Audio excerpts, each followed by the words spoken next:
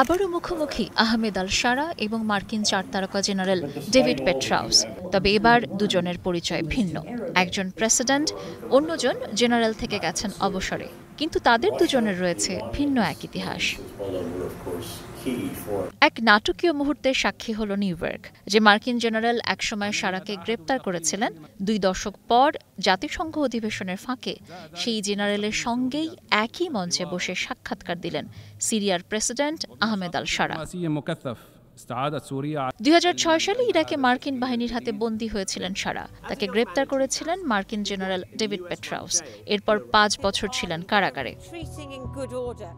অবসরপ্রাপ্ত general Petraeus খোলাখুলিভাবে প্রশংসা করেন সিরিয়ার এই প্রেসিডেন্টের। বলেন, বিদ্রোহী থেকে রাষ্ট্রপ্রধান হয়ে ওঠা আল শারার পথ চলা মধ্যপ্রাচ্যের সাম্প্রতিক ইতিহাসে অন্যতম নাটকীয় রূপান্তর। Please help us understand how you got from Al-Qaeda in Iraq 20 years ago. ইরাকে আমি যখন সামরিক অভিযান পরিচালনা করছিলাম তখন আমরা ছিলাম বিপরীত পক্ষে। আজ আপনি প্রথমবারের মতো জাতিসংঘ সাধারণ পরিষদে আপনার দেশের প্রেসিডেন্ট হিসেবে অংশ নিচ্ছেন। এবছরের শুরুতে আপনি মার্কিন প্রেসিডেন্ট সহ বহু বিশ্ব নেতার সঙ্গে সাক্ষাৎ করেছেন। আমাদের বুঝতে সাহায্য করুন কিভাবে ২০ বছর আগে ইরাকে আল কায়দার সঙ্গে যুক্ত থাকার পর আজ নিউ ইয়র্ক সিটির মঞ্চে সিরিয়ার রাষ্ট্রপ্রধান হয়ে দাঁড়ালেন।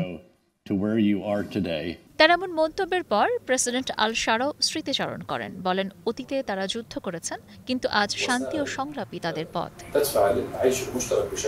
আল শারার এই পালাবদল শুধু ব্যক্তিগত নয়, মধ্যপ্রাচ্যের রাজনীতিতেও লিখছে নতুন অধ্যায়।